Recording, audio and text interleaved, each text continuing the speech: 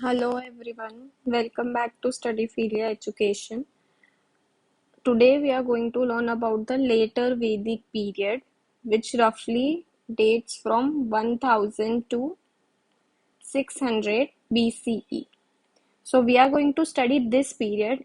इस समय के दौरान during this period, it is known as later Vedic period. We see so many changes, especially in the society, in the polity, in the economy, and the religion of the later Vedic people. It is very different from the early Vedic period that we studied in the previous lecture, and there are differences throughout this lecture that we are going to study.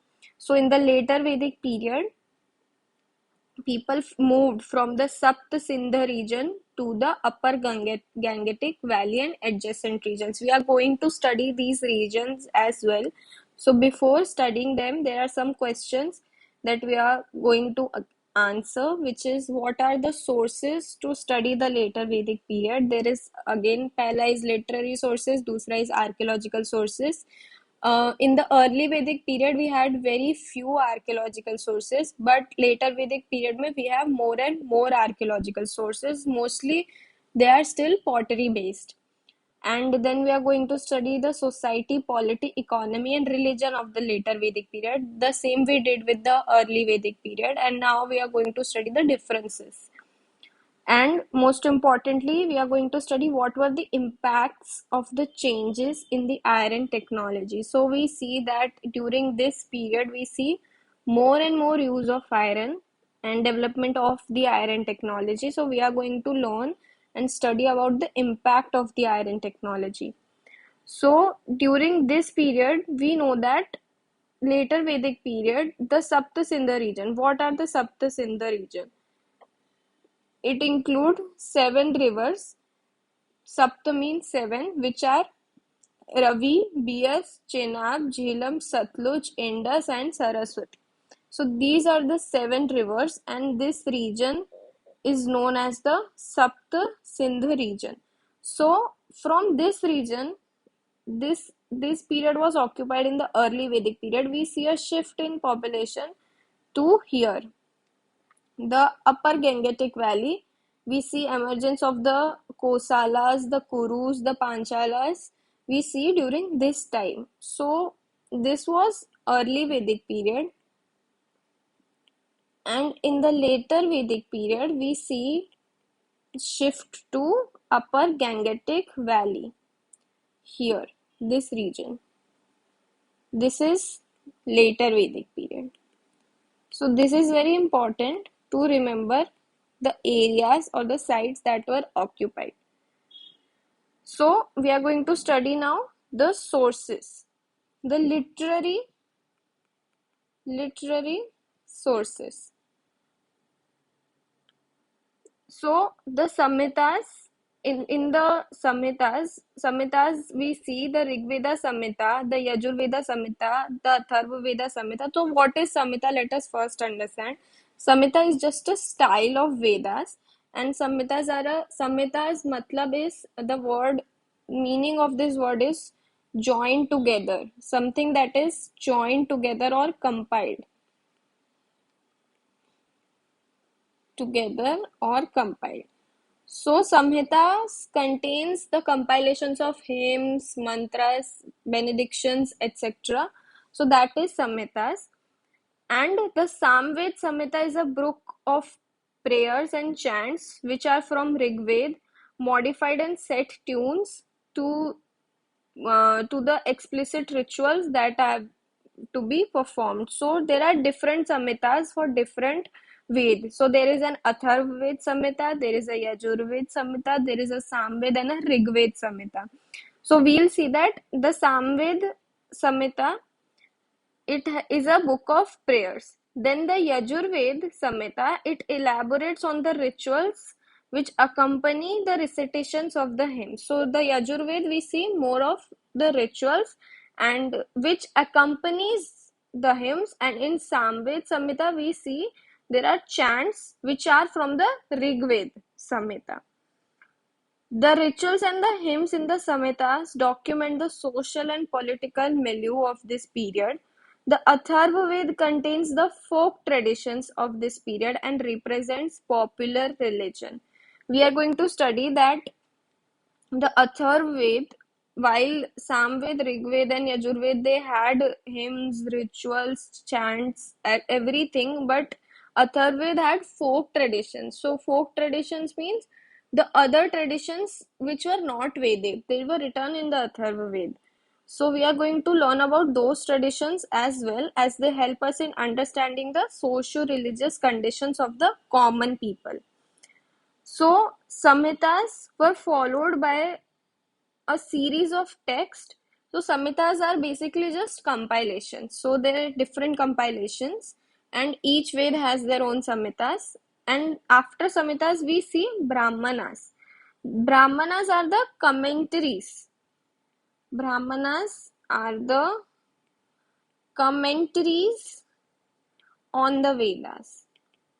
They explain the social and religious aspects of the ritual and throw light on the Vedic society. So पहला है Samhita. Samhita is just a compilation of various hymns and chants, and different Vedas have different Samhitas. हमने इतना it is clear. Then there is Brahmanas. Brahmanas are just commentary on the text of the Veda, and वो हमें different social और political और religious aspects के बारे में जो वैदिक सोसाइटी में थे उस टाइम पे उन पे एक तरह की commentary है. Historians have believed that the core of what is reflected in Mahabharata and Ramayana can be traced back to the later Vedic phase. So, Ramayana and Mahabharata, we know they are epic and they are very much different from the Vedas, but the information about the Indian society जो हमें Mahabharat and Ramayan से मिलती है, जो core information है, like the agriculture and how the society was and how the polity was, which जो हमें महाभारत और रामायण से पढ़ने को मिलता है, it is very similar and historians can trace back this जो कोर इंफॉर्मेशन हमें मिलता है to the later Vedic period. In epics, the major events took place in the upper Ganga and the middle Ganga basin. So, in Mahabharata and Ramayana, the major events that took place were in upper Ganga and the middle Ganga basin, Hastinapur, Indraprasth, Gandhar. These were the areas, although Gandhar was a little outside, but these were the areas where the events in the epic took place, and these were the areas that were occupied during the later Vedic period as well. So हमें बहुत सारी similarities दिखती हैं. Now let us come to Aranyakas. So Aranyakas are also commentaries. We learn about them here. So Aranyakas, Vedic cosmic sacrificial speculation continued in the Aranyakas. Aranyakas का मतलब is the books of the forest. It contains material of two kinds. Brahmana-like discussions of the rites, which were believed not suitable for the villages, and hence they named them forests. So there were rites, rituals written in the Aranyakas which were not suited for the villages, they were suited for the forests, and containing visions of the relationship between sacrifice, universe, and humanity. तो ये content है. The content of Aranyakas, there are two types of main material that is in Aranyakas. Rites जो शहर में मतलब villages में perform नहीं हो सकते थे, they could only be performed in the forest, and that is why Aranyakas को हम books of forest भी कहते हैं. Then there is another style of Vedas which is Brahmana. So attached to each Samhita, so we know that each Veda has a Samhita, and attached to each Samhita there was a collection of explanation of the religious rites. So जो भी religious rites, जो भी compilation हम samhitas में देखते हैं उनको explain further brahmanas में किया जाता था, which often relied on mythology to describe the origins and importance of individual ritual acts. So brahmanas में हम देखते हैं there is further explanation of the ritual acts that are written in the Samhitas and in the Vedas. So the distinctions, there are four styles of texts. First is Samhitas, Brahmanas, Aranyakas, and the fourth one is Upanishad. So Upanishad discuss meditation, philosophy, and spiritual knowledge. So these are four styles of Vedic text. See, this table explains it. There are four Vedas. Uh, Yajurveda has been divided into two parts, that is Krishna Yajur and Shukla Yajur. Baki, there is four types of Vedas, and each Veda has its Samhitas, Brahmanas, Aranyakas, and Upanishad. Each Veda. So this is how we describe the literary sources. Now let us come to the archaeological sources. So the literary sources repeatedly refers to areas of western UP, Haryana and Rajasthan. The period assigned to the later Vedic period, as we know, is I'm writing the period of the later Vedic, 1000 to 600 BC. We know this is the period of the later Vedic. Many communities and cultural groups are mentioned in the text. However, particular pottery forms cannot be identified with any tribal groups. The communities which are mentioned in the text, they use a particular kind of pottery known as painted graveware.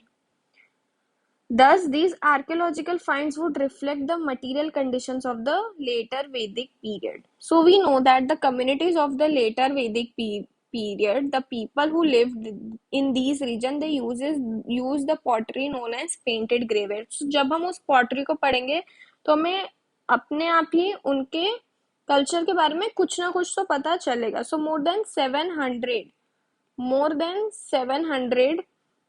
painted graveware sites have been found in the upper Ganga basin. So you see in the maps, these are all the painted graveware sites. Some of important painted graveware sites are Ahichitra, No, Hastinapur. This is Hastinapur. Kurukshetra. We have Bhagwanpura, Jakera, and we have Jakera is here. Bhagwanpura is here. We have Kaushambi, we have Mathura, Indraprasth. So these are the important painted graveware sites. The Banas culture of southern Rajasthan. So this is the southern Rajasthan area. So the Banas culture is found here. Banas culture of the southern Rajasthan has been dated from 2000 to 1400 BCE. And it possibly extends to the Gangetic Valley and the Banas culture. What is the Banas culture? We have the painted graveware culture. They used the pottery which was grey and it was painted black. And the Banas culture, they used black and red ware. Archaeology does not document the eastward shift of the Vedic Aryans, a shift which is suggested in the literary text. So we know that in literary text we see that this is the Saptasindha region. This area is the Saptasindha region, and we see in the literary text there is an eastward shift. The literary text talks about an eastward shift to the upper Gangetic Valley. ये हमें literary text में तो इतना लिखा हुआ ही है कि ये शिफ्ट ऐसा हुआ था during the later Vedic period, but archaeologically we do not have so many finds to support this. Thus, there remains a large gap between the literary sources and the archaeological sources, क्योंकि जो literary sources में लिखा है वो archaeology support नहीं कर पाती है. There is, however, this general point that later Vedic society as well reflected in archaeology and they had used iron. So ये जो there is this large gap, क्योंकि हमें ये जो ईस्टवर्ड शिफ्ट है इसके बारे में पता नहीं चलता, बट जो एक चीज हमें पता चलती है which is written also and we find archaeological evidences about it also, is the use of iron. The exploitation of iron ore in Uttar Pradesh, Himachal and Punjab and later in South Bihar was an indigenous phenomena. The Rig Veda mentions ayas. The Rig Veda mentioned a word known as ayas, which may refer to iron, though archaeological evidence relates iron to the later Vedic period. The Yajur Veda qualifies ayas as Syam Ayas and the Brahmanas speak of Krishna Ayas, both the words refer to the black metal which means iron. So Yajurveda में और यजुर्वेद और जो ब्राह्मणास है उस time के ब्राह्मणास में book की बात कर रही हूँ. सो उसमें हमें आयास ये वर्ड दिखता है which refers to the black metal which can be iron. So let us study about the iron technology and its impact. So evidence of the later Vedic period suggests a transition from pastoral to sedentary. So we know that from early to later. Early Vedic period में हमें पता है pastoral community which is semi sedentary थी. Semi sedentary मतलब they would stay at a place for a few uh, for a very less period of time, and they would be continuously on the move. They would practice shifting cultivation, pastoralism, and so they were always on the move. So they were semi sedentary or pastoral communities. Pastoral communities मतलब the main the economies was focused on cattle, that is cow mainly. But in the later Vedic period, we see sedentary agrarian society. Sedentary agrarian society मतलब जो society एक ही जगह पे permanently रुक के agriculture practice करती है. It was earlier suggested that the socketed axes made of iron were extensively used to clear the forest of the Gangetic Doab for the permanent cultivation. So scholars पहले ऐसा बोलते थे कि जब आयरन का usage ज्यादा बढ़ने लगा तो जो लेटर वैदिक पीपल थे उन्होंने जो अपर गंगेटिक दोआब वाला रीजन है उसमें फॉरेस्ट को क्लियर करना शुरू किया बिकॉज आयरन के ये औजार जो सॉकेटेड एक्स था इससे फॉरेस्ट क्लियर करना बहुत इजी हो गया था. So when they could easily clear the forest they could easily perform agriculture. They had more and more land to perform agriculture. So iron played a very important role in the sedentary for the formation of a sedentary agrarian society.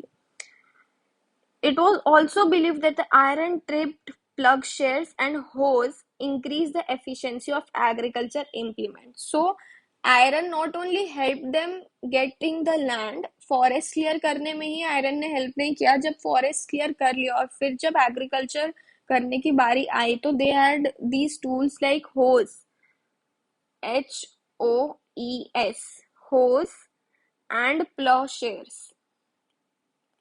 Hoes and plowshares, which further helped them to increase their output. The scholar believed that the knowledge of iron technology played a very important factor in the development of agrarian economy. So this is what the scholars believed earlier, but now we know that the later Vedic period was not purely agrarian. So there is not ऐसा नहीं था कि early Vedic period में they practice pastoralism, shifting cultivation, hunting gathering, and in the later Vedic period उन्होंने एकदम से सब कुछ छोड़ के सेडेंटरी एग्रीकल्चर परफॉर्म करने लगे. ऐसा नहीं था. And also the later Vedic period was not did not have that much advanced iron technology. क्यों क्यों हमें पता है क्योंकि जो आयरन ओर्स है बिहार की आयरन माइंस है they were still not exploited and the technology of smelting iron was very primitive. So उस टाइम पे लेटर वैदिक पीरियड में ये जो ओर माइंस है आयरन की ये इतनी एक्सप्लॉइटेड नहीं थी और जो टेक्नोलॉजी है स्मेल्टिंग की for the iron it was not that developed, it was not that advanced. So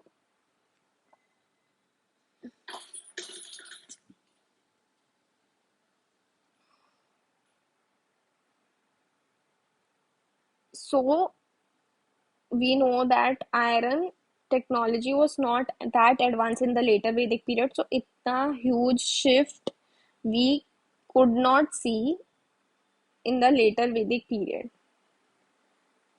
We find different types of iron objects such as sickles, hoes, axes.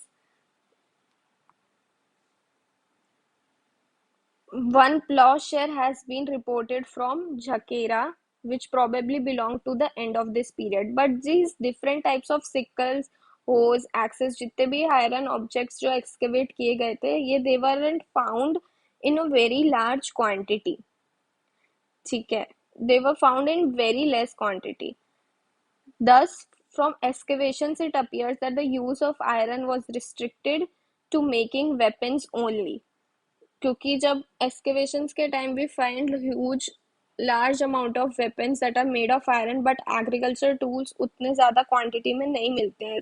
Very rarely we find agriculture tools that are made up of iron. So we know that the use of iron was restricted to making of weapon, and iron did not influence the agriculture technology until the second half of the first millennium BCE. Now let us study the nature of the economy. So the growth of agriculture in the later Vedic period was made possible by the availability of vast fertile alluvial land of the Ganga, Yamuna, Doab. So this land, this land which has been marked is the Ganga, Yamuna, Doab, and it was a very fertile alluvial land. This was an area which was slowly settled through the first millennium BCE. Both archaeological and literary sources documents the introduction of rice as the staple diet of the people. So very important point of the later Vedic period is that we see that there is rice becomes staple diet, part of a staple diet of those later Vedic people. And this we know through both literary sources as well as archaeological sources. So what are these archaeological sources? So both in the painted graveware culture and the Banas culture, they have yielded charred rice grains from the excavated site. So archaeological sources confirm करती है, क्योंकि Banas culture और painted grey ware culture जो जो sites हमने पढ़ी उन sites में ये पीरियड के दौरान we see that there are grains of rice that has been excavated. And literary sources कैसे confirm करती है? The Vedic text mentions vrihi, tandula, and sali, and they all mean the word rice. It appears that now double cropping was practiced and the fields grow both barley and rice. The elaborate sacrifices of these periods, जैसे राजसूया sacrifice, it offered grain along with milk, ghee, and animals. The 12 sacrifices prescribed in the Atharva Ved for acquiring material benefits recommended the gifts of cows, calves, oxen, gold, cooked rice, thatched house, and well cultivated fields to the Brahmanas. So we see that जो various sacrifices that were performed in the later Vedic period, we see that grains and especially rice started playing an important role in these sacrifices as well. So in the economy, this was the type of economy of the later Vedic period. So now we'll see the importance of pastoralism and how it declines in the later Vedic period. So pastoralism was no longer the main subsistence activity of the people as it was in the early Vedic period. So we know that in the early Vedic period, people depended on pastoralism majorly, but in the later Vedic period, agriculture activities started increasing and agriculture became the norm. Mixed farming, which included cultivation and herding, was the occupational norm of this period. The sites from where rice remains are found in the excavations are located on the elevated areas of the Doab. Of what Doab? Ganga Yamuna Doab. This suggests that wet rice cultivation, which is labor intensive, was not yet practiced. Changes in the functions of rituals. So pastoralism का importance decline होता है period में. We see that mixed farming has led to a rise in the sedentary settlements. Now we'll see the changes in the functions of the rituals. So in early Vedic society, rituals were performed to bring the welfare to the entire tribe. Was this feeling of egalitarian equality because the rituals were performed for the entire tribe. Gods were worshipped for ensuring the victory of tribes. Or gods, the main reason gods were worshipped or sacrifices were performed was, first was they wanted victory for the tribes. Now I am talking about the early Vedic period. Early Vedic period में क्यों sacrifices perform होते थे? Either they wanted the victory for their tribes, or they wanted cattle, or they wanted sons. But in the later Vedic period, the function of ritual underwent a change. Rituals became much more complicated, and only the rich could perform them now. Because ritual becomes very complicated and it required priests, the Brahmanas, to perform them, and now only the rich could perform them. Gifts were no longer given to the entire tribe. पहले in the early Vedic period the gifts were given to the entire tribe, सबको मिल बांट के जो भी बच्चे वो ऐसे पूरे ट्राइब में बढ़ जाता था. But in the later Vedic period जो चीफ है वो he'll give gift to the brahmana only, the brahmana who performed the sacrifice. The rituals are so complicated that it needed expert brahmanas to perform it. The performance of sacrifices was supposed to grant superhuman status to the chief, meaning that they were superior to the rest of the tribe. So, in the early Vedic period, the chief or the entire tribe जो sacrifice perform करते थे, they would perform for the welfare of the entire tribe. But in the later Vedic period, the sacrifices were performed so that the chief of the tribe can get a superhuman status and he will remain superior to the rest of the tribe. Now, also in the later Vedic period, we see emerging importance of land. Since agriculture became the main subsistence activity, land also became very important. Land was cultivated through family labor and help of domestic servants and slaves. When clan ownership gradually changed to family ownership, the Grihapati or the householder became a man of wealth, and the Vaishyas, who originally belonged to the Viz, they were producing class in the society, they became the source of wealth and subsistence for the Kshatriyas and the Brahmanas who did not actively participate in food productions. So we see on the basis of occupation, we see the division in the society. So the Vaishyas, they engaged in food production and they became this wealthy class because the Kshatriyas and the Brahmanas did not actively participated in food productions. So the Vaishyas had to give prestations to the Kshatriyas in lieu of Kshatriyas protection of the land. तो Kshatriyas जो थे they used to protect the land and उसके बदले में Vaishyas, the producing class of the society, would give them the food. दान and dakshina to the priest for their moral upliftment. So दान and दक्षिणा to the priest मतलब the Brahman class उनको दान and दक्षिणा दी जाती थी. The Vaishya, characterizing the householding economy, became the mainstay of the economy. Dan to the non-producing class helped in distribution of subsistence good. There are no references to the sale of land. Vishwakarma Bhavuna, a ruler who was rebuked by Prithvi when he tried to make a grant of land. So in the later Vedic period, we see that there is no mentioning of selling of the land. The Vaishyas who produce the food, they would give them to the Kshatriyas because Kshatriyas protected their lands, and they would give them to the Brahmanas for their moral upliftment because they performed those sacrifices and yagnas for the entire tribe.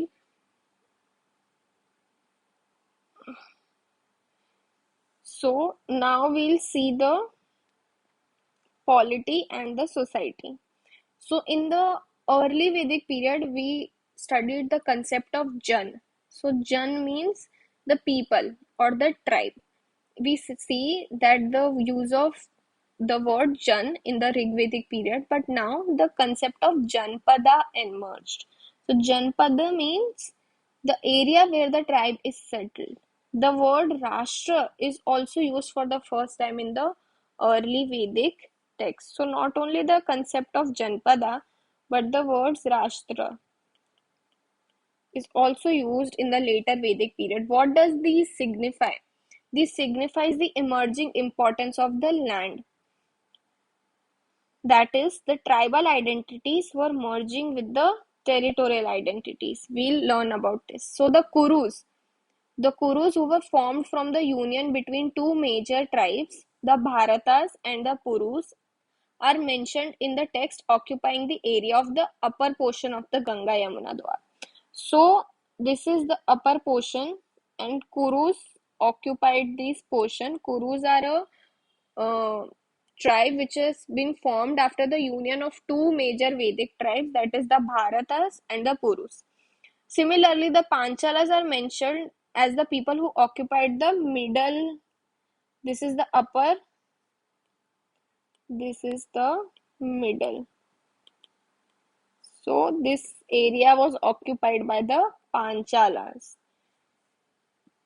This indicates that tribal identities were merging with territorial identities. It also stated that Kurus and Panchalas came together and their authority over the upper and middle Ganga Yamuna Doab was complete. So these were tribes, the Kurus and the Panchalas, they were tribe. But in the later Vedic period, they started occupying particular territory. So they were merging their tribal identities with their territorial identities. मतलब ये tribe ये territory में रहेगा. So थोड़े time के बाद the Kurus and Panchalas also came together, they merged, and this authority over the upper and the middle Ganga Yamuna Doab was completed. Tribal groups came to be associated and now were identified with particular territories. मतलब ये tribal group ये territory में रहता है. The Kurus, they lived in the upper Gangetic Doab. The chief or the Rajan of the tribe was no longer involved in cattle raids. हमने early Vedic period में पढ़ा था कि देयर वर जो फाइट्स और जो वॉर्स होती थी they were mainly because of cattle raids भी बहुत होती थी. बट अब in the later Vedic period जो राजन या वो जो भी चीफ है ट्राइब का, he was not involved in cattle raids, but he emerged as the protector of the territory where the tribesmen lived. The Rajanya, which already was a superior lineage during the Rig Vedic period, now became Kshatriyas. So Kshatriya comes from the word Kshetra. Kshetra means a region. So word Kshatriya means is those who have power over a region. So Rajanya, in the early Vedic period, in the Rig Vedic period, there was a tribe known as Rajanya, which was a superior lineage in the Rig Vedic period. Now they were known as Kshatriyas. They protected and they had power over the regions. The Kshatriya class based their power on their role to protect the tribes and the land where the tribe settled. So Kshatriyas were the protector of the land. The Viz had to pay prestations to the Kshatriyas. Viz matlab the Vaishya class. They had to pay Kshatriya back because Kshatriyas were protecting their land. So in some way they had to pay them back. So Viz yani Vaishyas were the producing class. So how would they pay them back? They would pay them back with the goods that they produced. Now, tribal assemblies. The change in the status of Kshatriya or the warrior class led to changes in the nature of tribal assemblies as well. Now, the Sabha became more important than the Samiti. This is very important. The Sabha became more important than the Samiti. Raja's legitimacy. So, in the absence of firmly established principles of heredity, Raja had to somehow establish his legitimacy. मतलब that his rule is legitimate. So there were no principles of heredity that we see in the later period, like Raja ka beta, he'll become the king, then uska beta. So there were no hereditary principle like this. So how will the Raja establish his legitimacy? So sacrifices became very important. So sacrifice such as Rajasuya, Ashwamedha, Vajpaya, they were performed on a very large scale, very lavish scale. The Ashwamedha Yajna, which was performed in the Rig Vedic period, it was a very small affair. जब हम early Vedic period की बात करते हैं during the Rig वैदिक period, अश्वमेध यज्ञ जो था it was performed, it was a very small affair. But in the later Vedic period, Ashwamedha Yajna was performed in a very large scale. For instance,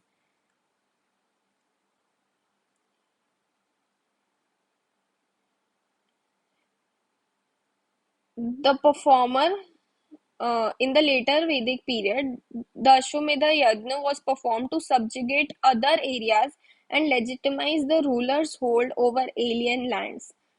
The other two yagna included prayers for the ruler health, and all three were in essence legitimized the Raja's proclaim to superiority and power. So we see that in the early Vedic period, जब यज्ञ होते थे, they were for the welfare of the entire tribe. But in the later Vedic period, उन यज्ञ का meaning बदल गया. So Ashwamedha यज्ञ was for occupying territory, and the other two yagna, the Rajasuya and the Vajpayee yagna, they were performed health, for the health of the Raja, for the good health of the ruler. So we see that these yagna were used to maintain the superiority and the power of the Raja. Now we'll see the tribal conflicts. So we know that in the early Vedic period, there were tribal conflicts were mostly over cattle. ठीक है, but in the later Vedic periods, fights were no longer over cattle. Now the acquisition of land was more important element in the disputes. And this acquisition of land is depicted in Mahabharata, which depicts the intra-clan warfare between Kauravas and Pandavas of the Kuru clan. So they are fighting mainly over land. So in the later Vedic period, we see that the most of the disputes were focusing on increasing the territory. Everybody wanted more land. Now let us look at the emerging importance of the priest. So brahmanas became very important because जो भी यज्ञ perform होते थे वो brahmanas करते थे. यज्ञ क्यों परफॉर्म होते थे? to legitimize the rule of the ruler. तो उसके लिए यज्ञ परफॉर्म होते थे और वो यज्ञ ब्राह्मणास परफॉर्म करते थे. तो इन टर्न जो वेल्थ है रूलर का, it would get redistributed to the Brahmanas in the form of daan and dakshina. So after the yagna, the ruler will give dan and dakshina to the Brahmins, and thus this wealth got redistributed, and the Brahmins appeared as and emerged as an important class in the society. The status of the officiating priest became at par with the gods in the later Vedic period. It was felt that the yagnas that are officiating by the Brahmins had to be satisfied with the dan. So Brahmins are performing this yagna. So in return, the king, the ruler, must give them something. So in turn, he gives them dan and dakshina. So it maintained the channel of redistribution between different groups in the society. Now let us study about the society.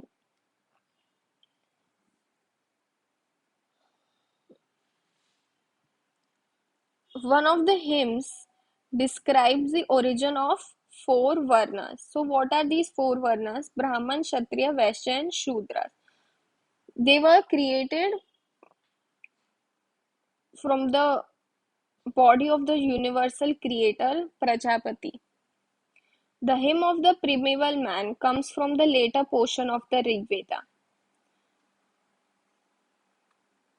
The symbolism which is projected in these hymns is that Brahman, Kshatriya, Vaishya, and Shudras are the limbs of the societies. So there is the hymn called the hymn of the primeval man. Hymn of the primeval man. So इस hymn में ऐसा लिखा गया कि Brahman, Kshatriya, Vaishyas and Shudras came from the different body parts of the Brahma. So Brahma के head से Brahmins came from his arms, Kshatriyas came from his thighs, Vaishyas came, and from his foot Shudras came. So this shows the caste division of the society, and these type of text and hymns were used by Brahmins to establish their superiority. So we should remember that these type of text and the hymns that are written, Brahmins used to use them against the Shudras and would create discrimination in the societies on the basis of these texts.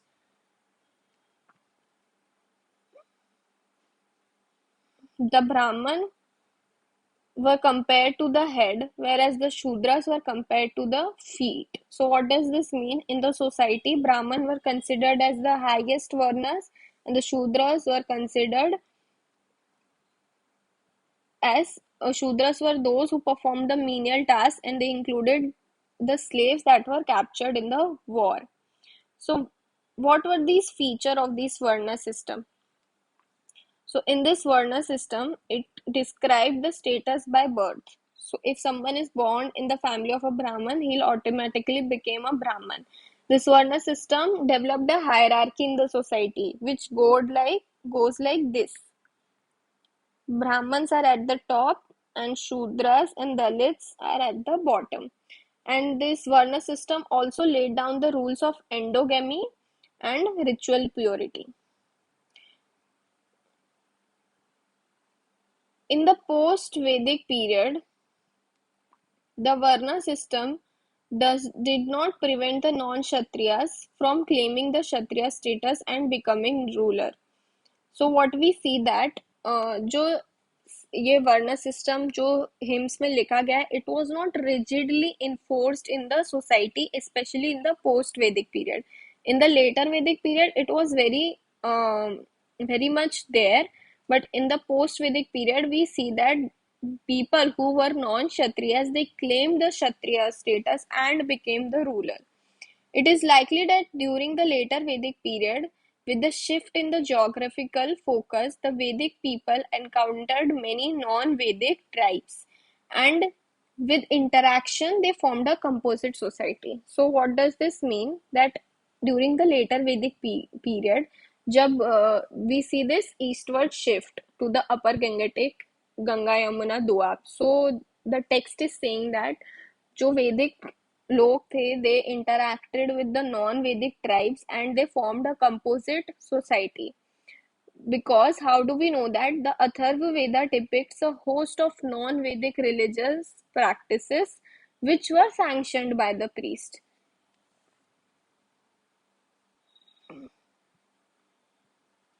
During the later Vedic period, although the concept of Varna was rudimentary in nature, the notion of untouchability, for instance, was absent. So, the notion of untouchability, these outcasts, which we called, which they called Dalit, it was absent in the later Vedic period, but the Varna system was in its rudimentary stage, matlab it was just starting. In the later Vedic period, we see institution of Gotra emerging. So Gotra means cow pen. एक minute. Gotra, this word Gotra means cow pen. And this word emerged during this period. As against tribal endogamy, people practiced Gotra, exogamy. So to prevent marrying within the tribe, the society was divided on the basis of Gotra, and people only married outside their Gotra. So, Gotra signified the descendant from a common ancestors, and marriage could not take place between couples belonging to the same Gotra. So, what this ensured uh, that people who are related to each other won't marry each other. So, if you belong to a common ancestor, then you cannot marry. Now, the family in the later Vedic period was patriarchal, as we have established that, and the Grahapati, the head of the house, is acquired a special status. The rights on land were based on usage, and communal ownership of land prevailed. The Grahapatis were wealthy, and their ritual role was that of Yajman. One Yajman matlab ones who ordered sacrifices. Their wealth did not come from gifts but was produced by their own efforts. Despite the presence of some women philosophers and references to a few queens participating in the coronation rituals, women were considered subordinate to men and were not involved in any major decision making. So women का status in the society in the later Vedic period was that we see some women scholars, philosophers during the later Vedic period, but still we know that women were not they did not play a important role in the decision making in the house. Now there are three stages of life that we see, which are known as three ashramas. So these stages are the brahmachari, means the studentship, the grihastha, which means the householder, and the vanprastha, which means partial retirement from householding life by living in the forest. There is also a fourth stage of life known as sannyas. Sannyas means complete retirement from the participation in the world. And this stage of life was not known till the time that Upanishads were written. So, sannyasis or the ascetics in the later period are individuals who protested either passively or actively against the Vedic social structure. So, sannyasis के बारे में हमें पता चलता है उपनिषद से. Upanishads were written very late. So, these sannyasis, they protested against these Vedic social structures. So, what they wanted a complete retirement from active participation in the world. Now let us see the religion. The Vedic, which is documented in the Sama, Yajurved, Samhitas, and the Brahmanas. So the Vedic religion of the Vedic people is documented in the Samved, Yajurved, Samhitas, and the Brahmanas. But the religion of the non-Vedic people or the folk traditions are documented in the Atharva Ved. The Yajurved, Samhita, and the Brahmanas document the sacrificial religion of the period. Sacrifices were very important during this period, and we see both public as well as private sacrifices. So, public sacrifices were of three types: Rajasuyas, Vajpayas, let me write, Rajasuyas, Vajpayas, and Ashwamedh. These were the public sacrifices, and they were performed on a massive scale where the whole community participated. A number of agriculture rituals were performed in Rajasuya and Vajpaya Yagna. The periodical rejuvenation of the earth and its fertility are some of the themes that were included in the ceremonial yagnas. Now let us see about the changing gods. So what are the changing gods? So the important early Vedic gods, Indra and Agni, lost their importance in the later Vedic period. So in the later Vedic period, early Vedic period में हमने देखा था कि इंद्र, अग्नि, सोम, यम, these were the gods which were basically natural forces. They were very important. They were prayed. But in the later Vedic period, Prajapati, the creator, became very important. This phenomena also represent the importance of sedentism, since creation myths are important in agrarian groups. The changing status of the deities is an indication of the change in character of the tribes from pastoral groups to sedentary groups. The early Vedic gods represented natural phenomena. We know that we studied earth, water, fire, these type of elements, and these were worshipped in the form of god. So these were natural phenomena, but this was slowly discarded, and the personification of natural elements as divine beings became more complex. It was no longer easy to find the natural element which represented a particular god from the hymns of the later Vedic period. So now we'll study the Atharva Ved. So Atharva Ved is a mine of information regarding the folk tradition.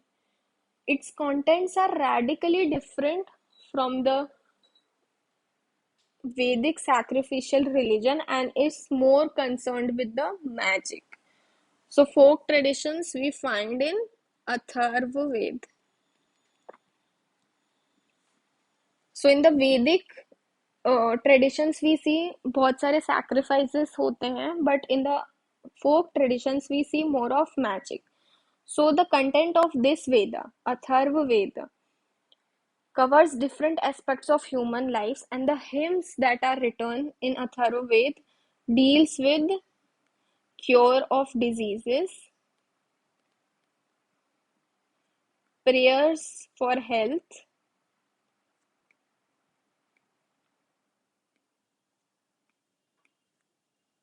prosperity. There were charms in the Atharva Ved which were chanted for the prosperity of the home and children.